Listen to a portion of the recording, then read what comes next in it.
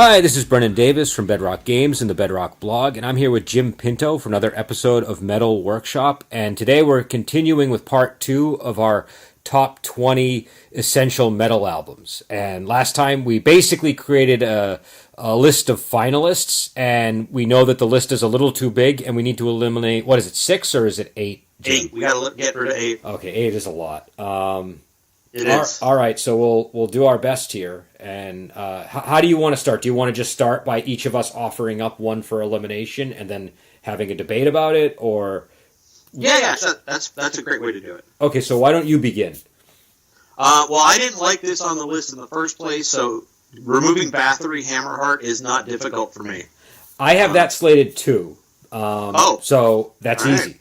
I can easily accommodate that. Now, as good as it might be for some people, I just don't think it's a 20 essential. yeah, I guess what I was thinking is when I re-listened to this album, I hadn't listened to it in a long time, and the song that I generally clung on to was the song to Haul Up High because I know how to play it on guitar, and I forgot. The album's decent. It's an album that I wouldn't mind listening to. I just don't think that I think if I suggested it to 10 people, 1 or 2 might like it. So I wasn't 100% confident with it after re-listening. So that one's gone. So we're good to go on Woohoo! that. Now, you might be happy with my next one, too. Okay. Deicide. Yep, that's now, on my list. So now, I do want to say I'm happy and unhappy to remove this. On the one hand, so Deicide is a band I remember encountering. My friend Devin actually introduced me to them, and I ended up with Devin's copy of this album. And I when you brought up Deicide, I put it on the list, and there was a little bit of discomfort in the back of my mind. And when I listened to them whatever it was when I PM'd you, I realized instantly, oh, this is how I remember Deicide, and this is why I was never a huge Deicide fan. Yeah. And it boils down to their song. They're a really well-oiled band. They play all their songs right. Everything sounds like it's like the drummer's on point. Everything works, but all the songs sound the same. And I would have much rather we had a band like Obituary or Cannibal Corpse or Bolt Thrower or something like that on there if we were going to do death metal. Right. So sadly, this is like one of the only death metal albums on here, I think. But it's got to go because I can't recommend it. And also, I don't really particularly like their lyrical content. Right. It's another aspect of the band I don't like. So I say they're gone. So I agree with everything you said, and I want to add that feeling obligated to put death metal on our list is already a kind of a bad sign because neither of us are big death metal fans. Well, I used to be in a death metal band, though, so I feel like I have some... But go ahead. You don't listen to death metal every day. No, but once in a while I'll throw in, like, Death, Right. or I'll throw in Bolt Thrower or Obituary. Right. So I just felt, when I was going back through the list and I knew we had to get rid of 8, I just thought, there's no way I would put this... I'll be lucky if I listen to them once a year. Yeah. And so it just didn't make any sense. Okay, but like that Bolt Thrower album, I listen to all that all the time. So, but again, I don't think the point of the list is to represent every genre of music. So Right. This is our. So we should say, because we did see some responses here and there.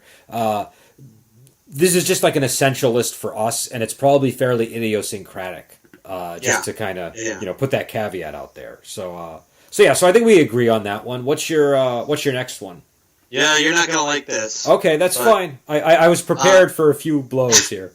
I got to take Black Sabbath Paranoid off of my list.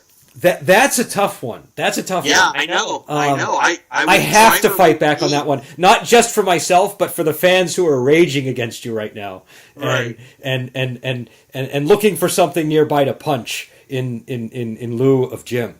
Now, Okay, make your argument. Make your argument. Because we may agree on some of the other ones, and we picked 8 each, so it may not have to go. But I had a hard time pulling 8 off the list, and that one I looked at it and I just said, it's not my essential. It may be your essential, but it's not my essential. Okay, it's definitely my essential. Can we do this? I will put a T next to it, and that will indicate that... And we'll come back. Yeah, I'll be happy to remove it, but if we come up with a couple of other T's, we might be able to negotiate or something. So no, that's fine. I mean, if it's not an essential for you, I just think this album has so many great songs on it. It does, and it does. I mean, and so many of these songs are like fundamental to heavy metal, and you know what I mean. So I will say I kept Ozzy on my list. So okay, all right, Blizzard of Oz, but I had to. This would not be an essential to me. No, I understand. There were some where I made that decision where I was like, this is a good album, but for me, I just wouldn't listen to this all the time. So that's fair. All right, so you're not going to like my next one then either. And I say this I know why you like this band, and I get why a lot of people like them, and it's not a bad album at all. It's a great album, but Fate's Warning, A Pleasant Shade of Grey, I had a hard time getting into, and I can tell you exactly why. It reminds me exactly of when I try to listen to jazz. There's that beat it up, like everything kind of is just like coming at me from a million angles, and not that that's what the album sounds like. That's not like my impersonation of the album, but like I just felt dizzy and confused when I was listening to the album. But again, I know that this is probably a significant album to you, so I'm prepared to put a T next to it if. That's not only is it significant, it's my favorite album on the list. So, all right. I understand why you don't like it. I totally get it. But that one's not going without a fight. Okay, so. All right. So I will put a T next to it. Now what I will say is some of the progressive stuff I did enjoy. It's just I now understand what progressive metal I like and what I don't. So why don't we go to your next one, and we'll leave that with a T like Paranoid has. So this one was the hardest one for me to remove from the list because I just ran out of options. But Diamond Head, Am I Evil? You know what's funny about that? I did a 180 on Diamond Head because I was originally like, I think they should go. And then I went back and I listened to this album. And number one, I didn't have this album. I had Behold the Beginning. And so maybe the selection of songs in that is different. But I really think what was going on is I was much younger when I listened to them the first time. I bought that Behold the Beginning album when they first put it out in like the early 90s or something, whenever it was that it came out. And I listened to it, and I remember thinking there's far too much pentatonic in this. And pentatonic to me kind of feels a step outside of metal, and so I probably just dismissed it. And every once in a while I'd hear Am I Evil again, like the song. But going back and listening to this album, I was really impressed with the content of it. And I thought that the songs Heat of the Night, Don't You Ever Leave Me, and Borrowed Time were all really good, and I felt that they all had this sweet sense of melody, but it still felt really heavy, and so I'm kind of wanting to defend it, but I mean I won't punch back too hard if you're. I want to keep it on here. Don't get me wrong. We just have to trim the list. Let's put a T next to it. Can we put a T? That? Can we put a T next to it? Okay. So that's 3 T's now. I know. I mean, it's so you're not going to like my next one either, and actually this is one that I was trying to find a way to take it off of the chop list because when I was comparing Fate's Warning and this album, I basically decided I liked this better than Fate's Warning, and I thought they had a nice melodic sound, and there were things about it that I really liked. I thought that they captured the vibe of Paradise Lost and My Dying Bride, but in a new way. So it's the Gojira album. And I'm not going to be able to... You pronounce the album title, because I'm going to butcher it. I don't want Le Fond Sauvage. Okay. Means wild child. Okay, you know what? For whatever reason, I was reading it as Le Font Sausage, and so so I thought it was a humorous title. Okay, so that... Number one, the album title is a lot better than I thought it was. Way better than I thought it was. I was thinking this is just I was thinking like I never got into Primus, and the reason why was because of that stupid title they had for what was it the Sea of Cheese title? Sailing the Seas of Cheese. Yeah, I could not get beyond the cheese reference in the title, and and when I thought this said sausage, that gave me a similar type of. In fact, what's funny is I typed it out on the list correctly, but I was still reading it as sausage. But anyways, I like this album, but this is one that I slated for chopping. Okay. But I enjoyed it. So yeah, I don't know. I'm assuming you're not going to be okay with this one coming off the list. We have to remove some stuff. I don't want it to go, but we already have 3 T's, and we barely have gotten into the list. All right. So. All right. So do you want me to So remove let's it? just agree to remove it, and I won't fight you, and I'll just tell you that you're wrong. Okay. Well, And again, I didn't say it was bad. I enjoyed it. I liked it better Right. than A Pleasant Shade of Grey, and I could get into it. I just was like, I got to remove something, and so Yeah. um, If anybody is listening, go check. And if you ever listened to Gojira, check out a song called "Stranded." It's not off of L'Enfant Sauvage. It's off of the new one. I forget the name of it now, but it's their best song. And I will say, I did try to go through this list and listen to every album that I could, and that was one of them. And it did at least motivate me to say, I think I need to buy some Gojira albums and listen to this band and get to know them more. So The last 3 albums are just outstanding. okay, They're just all. when was this one? Here's- When was What? this one made? This one was about 5, 6, 7 years ago, something like that. It's the second to last. All right, so I guess it's to you now for your next one. Yeah. So this one hurt to remove 2, Matter of Life and Death, Iron Maiden, but we already had 3 albums on there. You know what's And- funny? I have it slated too, but I listened to it this morning again, and I was like, why am I taking this off the list? It's such a great Yep. album. Yep. I mean, okay, let's just talk about Iron Maiden, because on the list, I think what we have is A Matter of Life and Death, Number of the Beast, and Seventh Son of a Seventh Son. Yes. The thing about Matter of Life and Death that I like is it really gives you a sense of where this band went. Yes. I mean, it's like cutting off an arm, but I would be willing to remove Seventh Son or Number of the Beast. Oh, man. And do you know what I mean? Just so we could have Matter of Life. I know it's not like, I know if you look up like a list of the top Iron Maiden albums that are essential that you have to have, you're going to have like Number of the Beast, Power Slave, and Seventh Son on there for sure, right? Like those are. Right. So I understand that would be a very controversial decision, but I don't know, and maybe it's wrong because I do listen to Number of the Beast a lot. I listen to Seventh Son a lot, but Matter of Life and Death is one that I also listen to. So Yeah. I don't know, how are you feeling about that? I'm not feeling comfortable at all, but a decision had to get made, right? You're making Yeah. me choose between babies here. Yeah. But I think A Matter of Life and Death, as great as it is and how it does show everything that you said, it shows where the band went.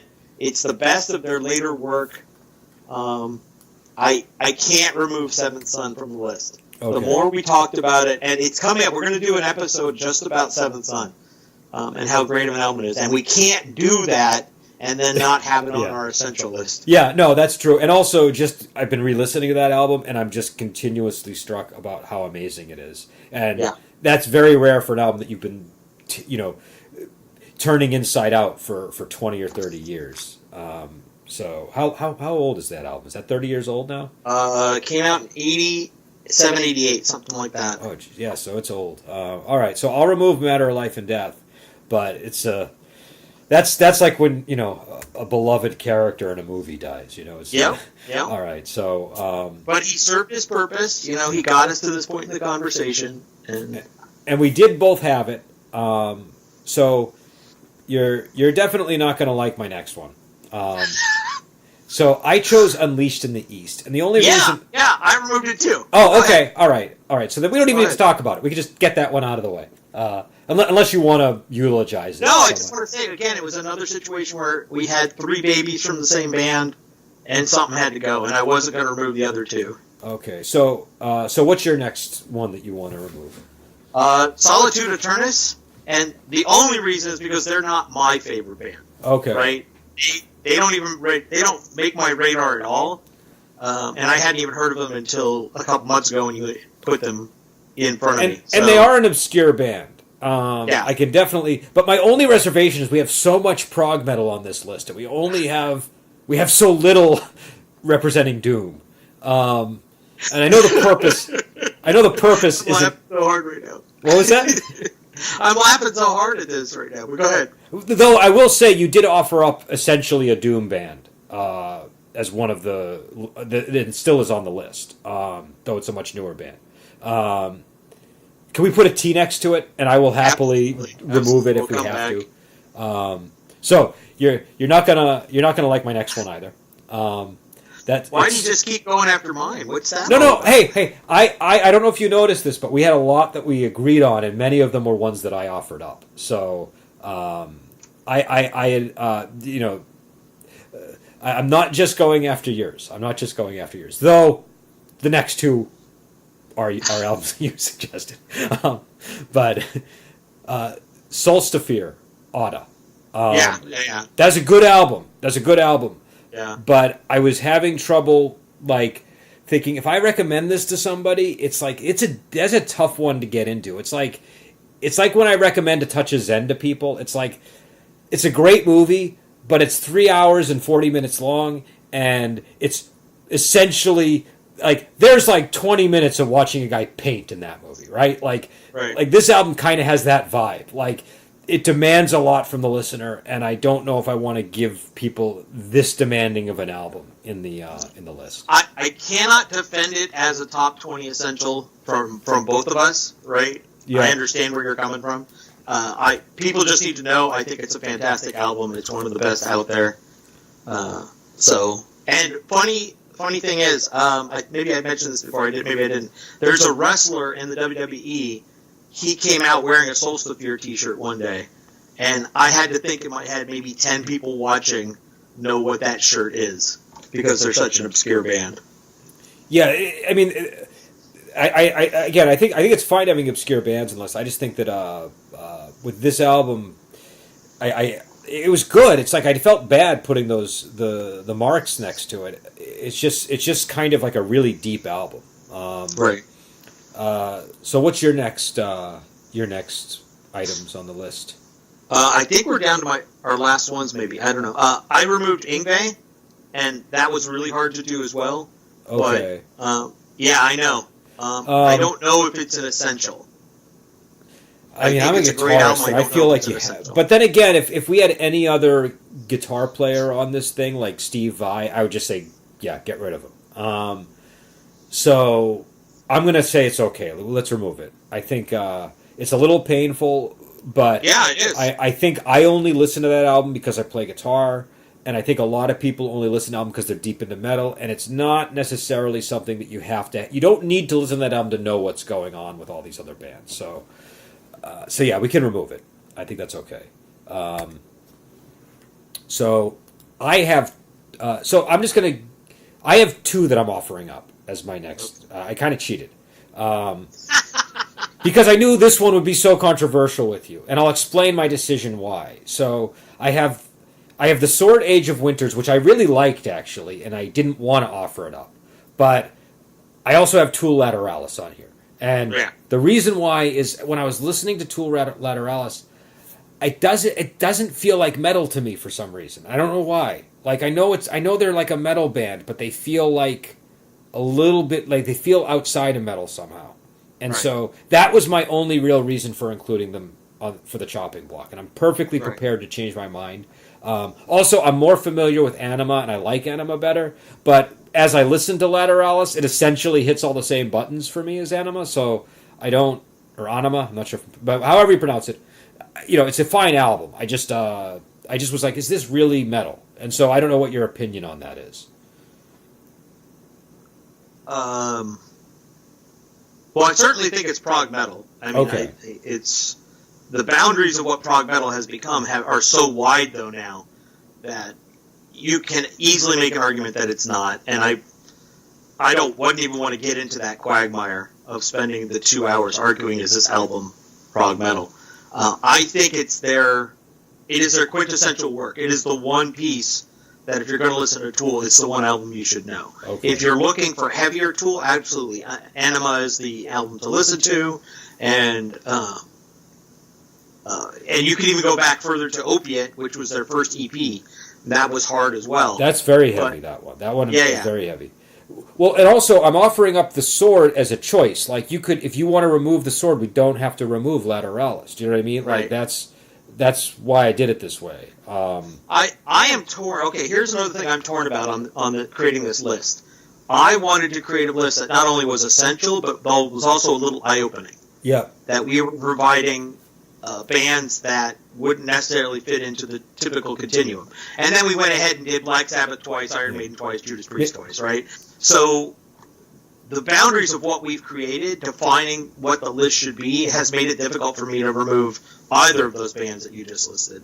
Well, maybe what we should do then is come up with another idea for a program where we have the eye-opening 20 albums. Yeah, because, I think maybe because this has like this list honestly has like what, one or two eye-opening albums, and all of them are slated for removal. So, like, you know, I feel like what we really have here is an essential list and a couple of oddballs that don't quite fit the. You know what I'm saying? Like, yeah. Well, and I think a lot of that has to do with my taste. Well, in my taste too. Like, Solitude Eternus is not like a band that like is nobody would regard that as an essential metal album, right? So, I would have, and if I could have, I would have had Cathedral and Candlemass and a bunch of other stuff like that on here, but all of which would have gotten cut. Yeah. So, well, we're at 21 albums on the list. Okay, are we? On my list, we have 21. Is that what we have on yours? Let me count. 1, 2. Okay.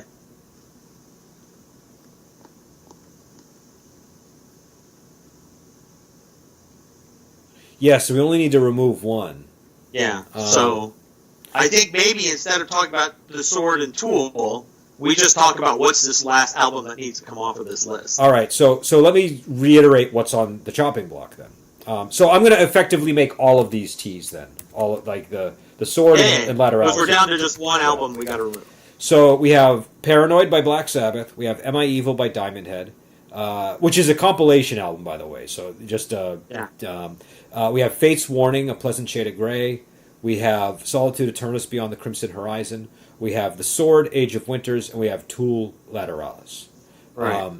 Now, I feel like if we remove Solitude Eternus, then we only end up with Jim's unique albums, right? Because Opeth Heritage is on here. We still have, you know, so I know. So I feel like it's got to be one of yours, or it's got to be Diamond Head. But I definitely don't think it should be Paranoid. I think a Paranoid would be a step too far on this list. So. Right. No, I agree. And of course, I think it should be Solitude. But I think the compromise is Diamond Head, obviously.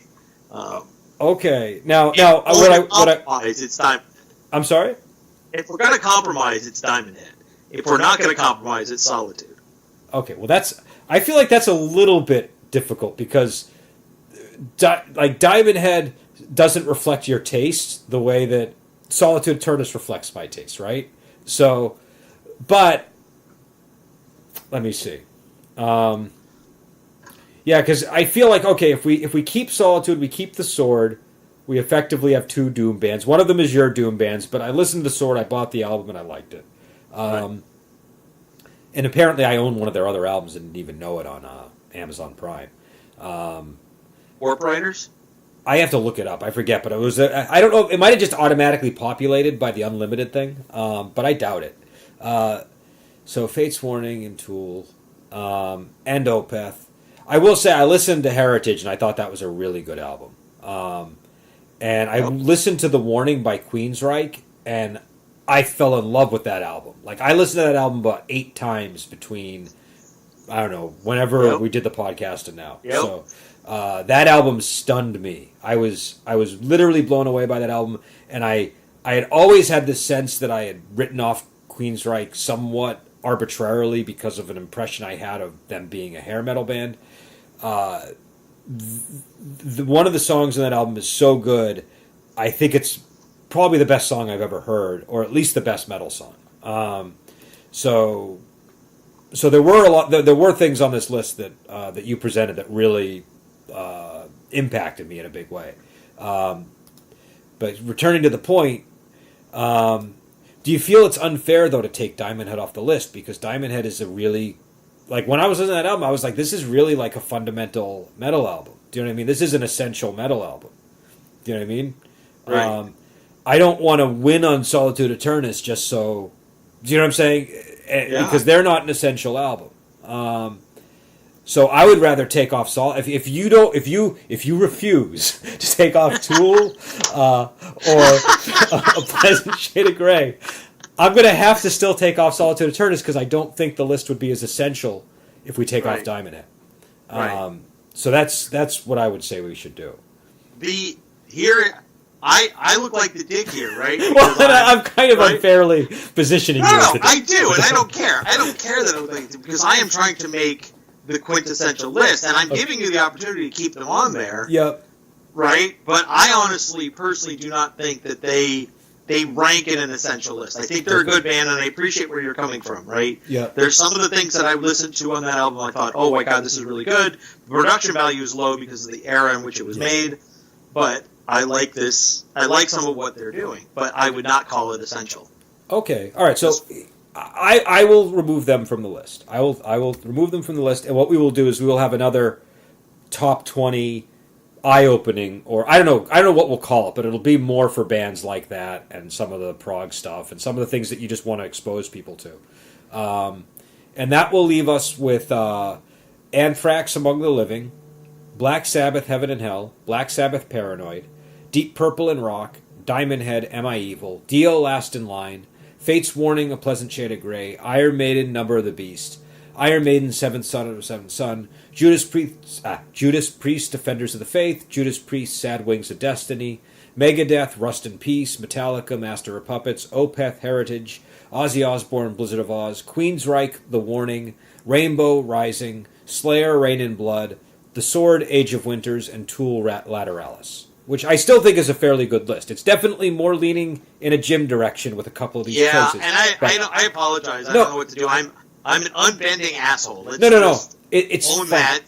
It's fine. It's fine. I think because honestly, you did offer up Sword Age of Winters, and that is a band that I would be into if I had known more about them. Right, so it's fine. And I think you know the albums that you selected, they're quality albums. Like I wouldn't attack them on quality.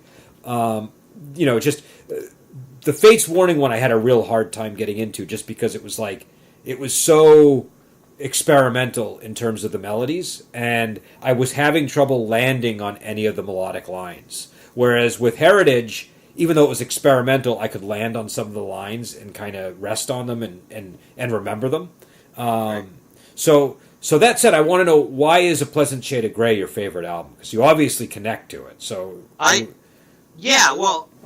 think it's just so complex, right? It goes through so many moods. It does what I think an album is supposed to do. I never got into Pink Floyd, and I think if I'd gotten into Pink Floyd as a kid, I would have had an appreciation for what an album like The Wall does, or Dark Side of the Moon, the range of emotions that it goes through. But I didn't, and I don't, and I can't stand, what is his name, Glover? No, Gilmore, John Gilmore. I can't really stand his attitude and arrogance as a person. I've seen him in interviews, and I just don't like him. I know very little about him as a person. Pink Floyd is a band where I just know the music, and I know barely a thing about the people. Yeah. And so I missed out on that era of music. I was listening to prog in the 70s anyway, like Kansas and so on, but I wasn't listening to Pink Floyd. Okay. And for me, Fate's Warning Pleasant Shade of Grey goes through so many moments, and people love to fetishize Dream Theater, but we talked about it. I can't stand them. It's just a wall of noise. If you're looking for that quintessential prog album that shows you everything prog can do, this is the one. Yeah. Right? There's two others that Fate's Warning did right afterwards that are just as good, that are just as amazing, but they don't have they don't have the length and the breadth that this one has. Okay. No, that's fair. I mean, I could tell it was a very well constructed album. The composition was impeccable, and the sound was very good. Like the sound that they got was very rich, and just like it didn't. There was something that I'm noticing about a lot of the newer bands is the sound engineering is so much better these days. But I was just kind of lost. Now maybe if I heard it multiple times, I would be okay. But because when I was listening to Queensryche, the thing I liked about them was there was familiarity, and there was also a lack of familiarity. There was kind of a sort of like a Sondheim meets Queen meets Judas Priest thing going on, and it all blended together in a nice way where I couldn't remember the melodies after I heard them the first time, but I was so intrigued I had to go back and keep listening to them until I started to remember them. And with Pleasant Shade of Grey, I just could never really get that level of intrigue. with the melodies. They just kind of passed me by. So it was just a different. It's a much more complicated album, and so I'm guessing you really like that complexity, and and so I kind of need. You know what it is with Queensryche. They're complex, but they still had like really solid choruses, right? Like the choruses are very recognizable, and so that to me is I still kind of need some of those landing platforms as a listener. But, yeah, and if you look at this list, you're right, this is more of a Jim list than a Brendan list. If you look at this list, though, there's not a lot of phoned it in material we're looking at here. There's not a lot of verse chorus solo chorus kind of structure to this. I mean, Rainbow, Deep Purple, those guys broke the mold as to how a song could be approached. Oh yeah, absolutely. No, but I'm just saying I need something to land on. Do you know what I mean? And I know you do. And but I like progressive stuff. Queen is my favorite band. Queen is my favorite band. Yeah, Queen, and I like their early material better than their newer material. Like when they were really kind of just doing stuff all over the map. But what I need that sweet melodic line once in a while, like that. Like when I was talking about King Diamond, like that, just that warm melody that kind of, brings me into it. You get that with Queen. You get that with Queensryche for sure. Like Queensryche, you definitely get that.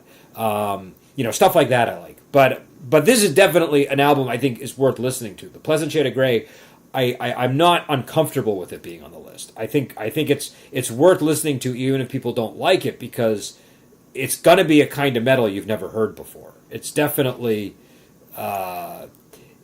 it's definitely doing something different than a lot of this earlier stuff on the list, or at the very least, it's continuing some of those trends that you had with bands like Deep Purple. But yeah, so it's just one of these things that's a little bit outside of my comfort zone as a listener. But a lot of the stuff that you had me listen to, I really enjoyed. I liked the Opeth stuff. I thought that the melodies in that still felt very familiar, even though they were doing a lot of experimentation, and I liked the overall sound. And I liked Gojira, even though we took them off the list. So and Queensryche, I bought that album and I couldn't stop listening to it. And there are like 3 songs on that album that I just keep listening to in a row. Yeah. Do you know what I mean? So if anything, I'm satisfied that I got Queensryche out of this experience. And so yeah, so I'm fine with the list. And I really do think we should do sort of a more obscure band list as well. I think that'll be an interesting topic. So yeah, I don't know anything else to add about the list. No, I think if we had set a rule that we could only pick one album per band, that would have maybe created more range because we have 3 that duplicate. Yeah, and so we could have gotten more of what you're talking about in there. We could have fit some stranger bands in there. Gojira certainly would have stayed on the list, for instance. And I just want to say one last thing about Opeth. Fates Warning is my favorite band, but I listen to more Opeth during the day than I do Fates Warning. Okay. Because I've only discovered Opeth in the last 10 years, and so a lot of their stuff is still feeling new to me. But Fates Warning I've been listening to since '86. So a lot of it, none of it's repetitive to me, but a lot of it is, I've heard that song, I'm not in the mood for it right now. Opeth is really the best new band out there. So for you to like it and appreciate it is kind of vindicating for what they have done for music. No, it was very good. And again, it's like that style of music is something that I'm not like always 100% comfortable when I listen to it, just because I can get disoriented. But that album, I found there was enough melody for me to just kind of lean on to, and I think that. I mean, with the whole thing where we have multiple bands, I was thinking about that, but I think it would be really unjust to have if you didn't have Number of the Beast and Seventh Son on a list like this, and if you didn't have Heaven Hell and you didn't have Paranoid, I feel like it would be a very incomplete list. And I feel like the same way with Judas Priest. Like if we just had Sad Wings of Destiny, that's only one aspect of what Judas Priest can do, right? Yeah, like yeah. You know, you need something later just to get the broader range. These bands that have been around a long time, their sound changes, and if they're still good 20 years later, you really do need to include their later work. I agree. And I feel like with Sabbath in particular, you really need to hear Dio Sabbath and Osborne Sabbath to get just a sense of how different because I mean, Heaven and Hell is such a different album, even not just in terms of the vocals, but in terms of the guitar. Like the guitar sounds different on that album than it sounds on Paranoid. So you know, I don't think that people get as much out of Heaven and Hell if they only listen to Heaven and Hell and they don't listen to Paranoid and then realize that this is a band that like revitalized with this album. Do you know what I mean? Like there's a renewed vitality and a new sound, and you need to know what their old sound was in order to appreciate that. So, you know, I think that it did limit us, but it was kind of essential to do that. So no, I am satisfied with the list.